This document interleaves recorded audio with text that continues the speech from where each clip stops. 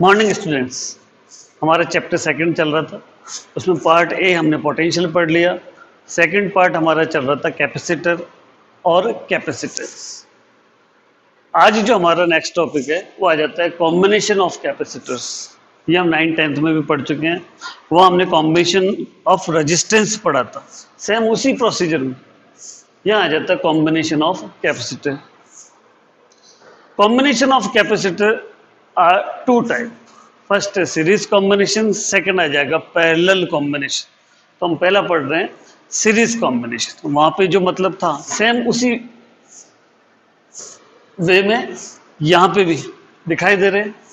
तीन कैपेसिटर, इसका capacitance C1, इसका कैपेसिटर C2, इसका कैपेसिटेंस C3। इन तीनों को हमने सीरीज में कनेक्ट कर दिया। कैपेसिटर के सीरीज कॉम्बिनेशन का मतलब है the right plate of each capacitance is connected with the left plate of each capacitance। दिख रहा है? इस कॉम्बिनेशन को हमने एक V वोल्ट की बैटरी से कनेक्ट किया। The current passing through the each capacitor is the same, but the potential difference between the plates of each capacitance is different. Total potential V divide in V1, V2 and V3. In series combination, magnitude of the charge on each capacitor is same.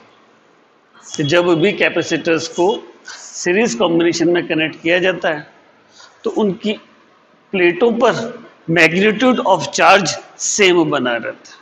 निश्चित है, magnitude of charge same है, it means प्लेटों के बीच में potential difference different रहेगा। The total potential V this equal to V1 plus V2 plus V3। हमने capacitor में कैपेसिटेंस निकालने का फॉर्मूला पढ़ा था, C this equal to Q upon V। अगर वहां से पोटेंशियल का फॉर्मूला बनाए तो बेसिक फॉर्मूला बन जाता है V this equal to Q upon C। The potential difference between the first capacitor V1 this equal to Q upon C1। क्यों लिया है? मैंने कहा था इनकी कैपेसिटर के कैपेसिटेंस डिफरेंट है और पोटेंशियल डिफरेंस डिफरेंट है, but the magnitude of charge are same on each plates. V1 Q upon C2, इसी फॉर्म में V2 Q upon C2, V3 this equal to Q upon C3। तीनों V1, V2, V3 की value को equation first में substitute कर V this equal to Q upon C1, Q upon C2 and Q upon C3। दिखाई दे रहा है Q common आ रहा है। Then V this equal to Q 1 upon C1 plus 1 upon C2 plus 1 upon C3। Equation number 2 कर।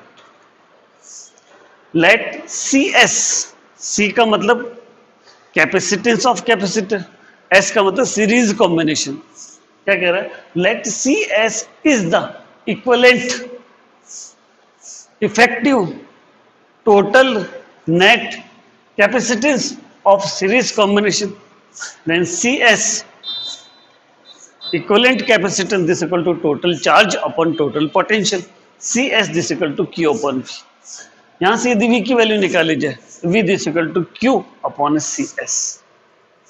Equation 2 में V की value equation 3 से सब्स्टिट्यूट कर दें। Q upon CS this equal to Q times of 1 upon C1 plus 1 upon C2 plus 1 upon C3। Q से Q cancel. Then 1 upon CS this equal to 1 upon C1 plus 1 upon C2 plus 1 upon C3।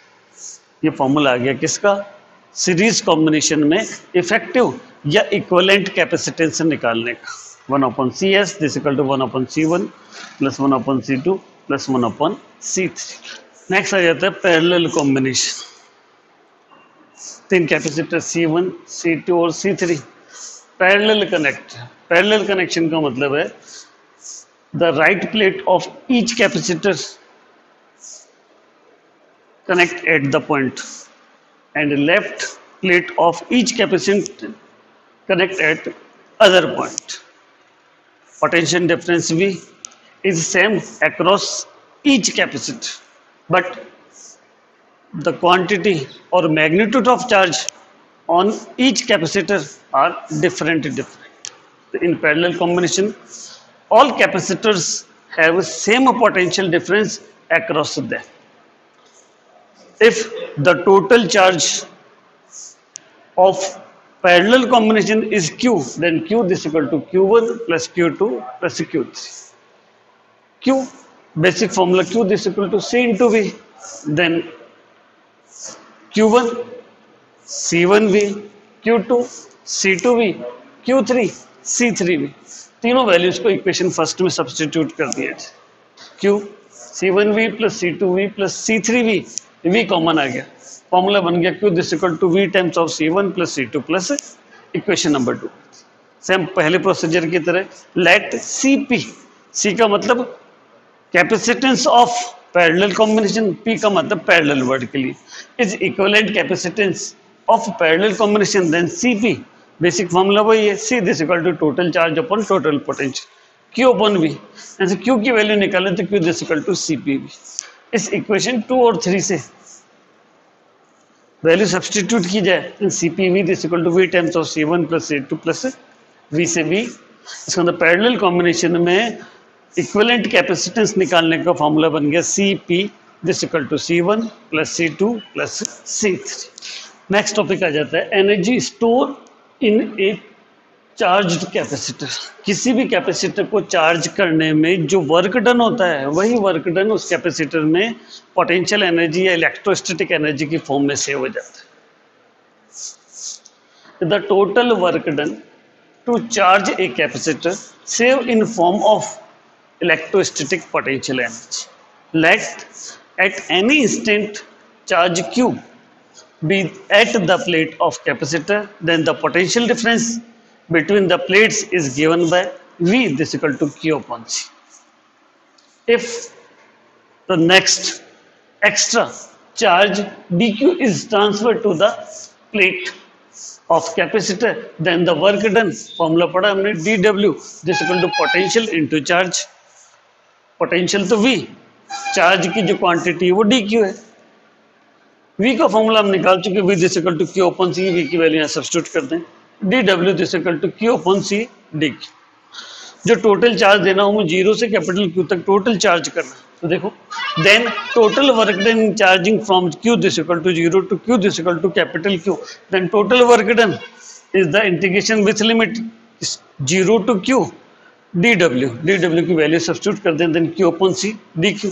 दिख रहा है dQ, integration with respect to Q, C constant है, integration से बाहर आ जाएगा, तो 1 upon C 0 to Q, Q dQ का इंटीग्रेशन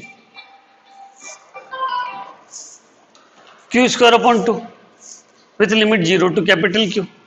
लिमिट सब्स्टिट्यूट कर दें, Q स्क्वायर अपॉन 2 माइनस 0, यह बच गया W is equal to Q square upon 2C. और यही वर्क डन कैपेसिटर में इलेक्ट्रोस्टैटिक पोटेंशियल एनर्जी की फॉर्म में सेव हो जाता है. तो electrostatic potential energy U is equal to total work done is equal to Q square upon 2C. तो ये इलेक्ट्रोस्टैटिक पोटेंशियल एनर्जी का पहला फॉर्मूला आ गया in terms of charge and capacitance. Other formula, basic formula पढ़ा हमने, Q is equal to CV. अगर यहाँ Q is equal to CV substitute कर दिया जाए, देन क्रॉस कैंसिलेशन के बाद क्या बचेगा, U is equal to half CV square. The second formula of electrostatic potential energy in form of capacitance and potential difference. ऐसे इसी फॉर्मूले में C की जगह Q upon V कर दिया जाए, तो थर्ड फॉर्मूला बन जाएगा U is equal to half QV. ये थर्ड फॉर्मूला आ जाता है इन terms of charge and potential. इसका मतलब इलेक्ट्रोस्टैटिक पोटेंशियल एनर्जी के 3 फॉर्मूले बन गए in terms of QC, in terms of CV and in terms of QV. तो U is equal to Q square upon 2C और हाफ CV स्क्वायर और half QV. This is the electrostatic potential energy of a charge capacitor. तो किसी भी capacitor को charge करने में जो वर्क डन होता है वो इलेक्ट्रोस्टैटिक पोटेंशियल एनर्जी की फॉर्म में सेव हो जाता है.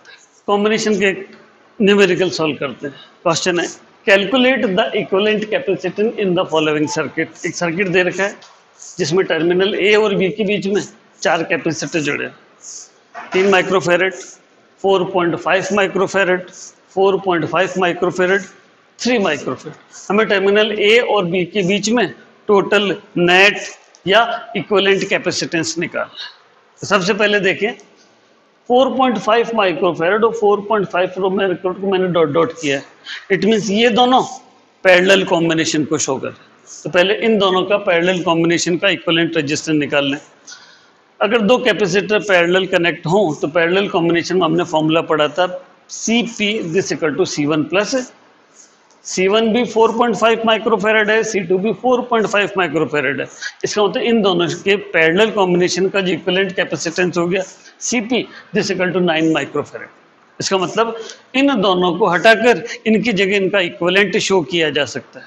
इसका मतलब इन दोनों को हटा के उसकी जगह उनका इक्विवेलेंट शो कर दें तो नेक्स्ट रिड्यूस इक्विवेलेंट रेजिस्टेंस क्या बन जाएगा, ये 3 माइक्रोफेरेड का था, इन दोनों के कॉम्बिनेशन का 9 माइक्रोफेरेड बन गया, ये 3 माइक्रोफेरेड रह गया। इसका मतलब टर्मिनल ए और बी के बीच में ये तीनों के तीनों अब सीरीज कॉम्बिनेशन को रिप्रेजेंट कर रहे हैं। सीरीज कॉम्बिनेशन में ये 3 माइक्रोफेरेड, ये 9 माइक्रोफेरेड, ये 3 माइक्रोफेरेड। सीरीज कॉम्बिनेशन में हमने फॉर्मूला पढ़ा था 1/CS this equal to 1/C1 plus 1/C2 plus 1/C3।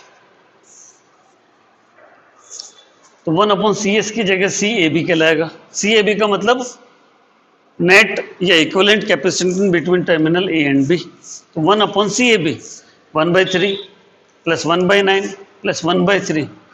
LCM लेके सॉल्व करें तो 7/9 माइक्रोफेरेड, या उल्टा करें तो CAB net capacitance between terminal A and B is equal to 9/7 microfarad. 9 divide by 7 करेंगे तो 1.9 माइक्रोफेरेड। इसका मतलब टर्मिनल A और टर्मिनल B के बीच में जो इक्विवेलेंट कैपेसिटेंस है वो कितना है 1.29 माइक्रोफेरेड।